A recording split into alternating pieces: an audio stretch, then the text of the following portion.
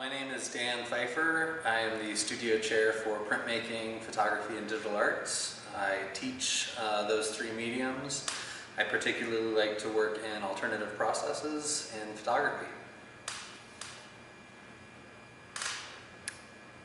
Tell me a little bit about your history making art. I guess in elementary school I decided I wanted to be an artist and wanted to be weird when I grew up. Through college I found photography, ended up with a degree in photography and related media, which included video and digital art. After that I worked in childcare for a while and eventually came here to the Art Center where I learned printmaking and added that to my repertoire and have been working here since. What themes and mediums interest you? I'm mostly interested in photography, digital art, and printmaking. I think it's the reproductive arts that I enjoy. Each of them initially has this idea that you will make a mistake. There's the test print or the proof. So I'm just drawn to those. As far as styles, most of my work tends to be at least a little bit abstracted. Even my photographs, there's some type of abstraction happening in those. What is it that you like working with photos? What attracts you to the medium?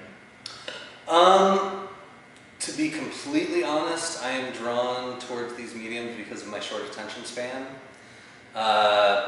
Printmaking, photography, and digital arts, each of those has these periods where you work and then you can stop, you can walk away, you can go do something different, you can come right back and pick up where you left off. And so that is the other reason that I'm drawn to these. Photography was the first art form I found, and when I go into the dark room, put some headphones on, the rest of the world disappears and I can actually focus on my work. And if I need to get a distraction or my attention spans run out, I can just take a break, come back to it a little bit later.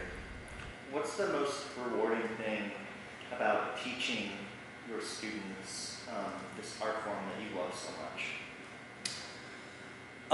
It's definitely the broad showing them, demonstrating the broad options within each of the mediums. There are so many possibilities within photography beyond digital photography or even silver gelatin. And that's really why I'm drawn towards alternative processes. When you get into cyanotype, Van Dyke Brown, gun by chromate, all of those, you really start seeing a new world of photography. Same with printmaking. You've got silkscreen, collagraphs, monotypes, lithography, relief, and really the possibilities are endless. So when a student comes in and they think they know what they're going to learn and then I just explode the world, that's always a lot of fun. Of all of those processes and films you just mentioned, which one do you enjoy working with the most? Personally, I work with gun by chromate as an alternative process. I get to mix my emulsion myself, and it uses watercolor paints or pigments for the coloration, which allows me to choose any hue that I can find in watercolor paint. So it's not just black or white, but it's any color under the rainbow.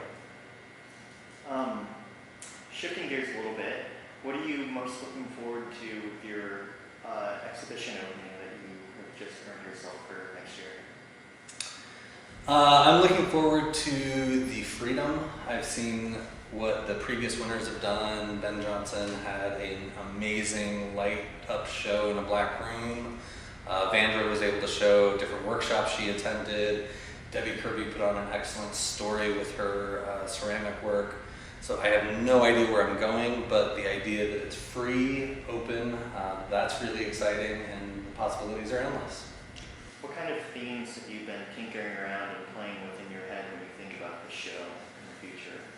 I've only been thinking about the show for about 5 minutes, but recently I have been working with alternative pigments, pearlescent, metallic, and interference pigments with the gun by chromate. And those have a unique interaction with the light, and it makes a more dynamic viewing. So I'm excited to see where that can go, and I'm not really sure what it's going to look like, but that's the direction I'm heading. What does winning the Skip McKinney Faculty Award mean to you? To start with, it's a huge honor to win this award. I know the instructors here at the Art Center are all amazing, so to be recognized as an outstanding faculty is an honor in itself. Additionally, I will be able to improve and make my studio a more comfortable spot and a personal workspace where I can make my artwork. What do you love about teaching and learning at the Art Center? I love teaching here because the students are eager to learn. There are no grades, no homework, so any student that comes in through the doors is here for the sole purpose of learning. And as for learning here, there are so many different things to learn.